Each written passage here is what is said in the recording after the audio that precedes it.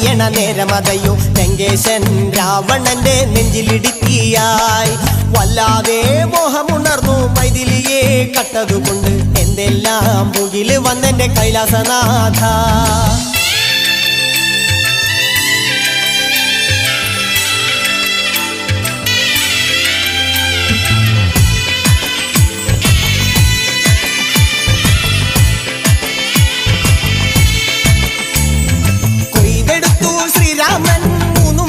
ശിരസുകള് ദശമുഖനോ മോക്ഷത്തിൻ പല പടി കടന്നയ്യ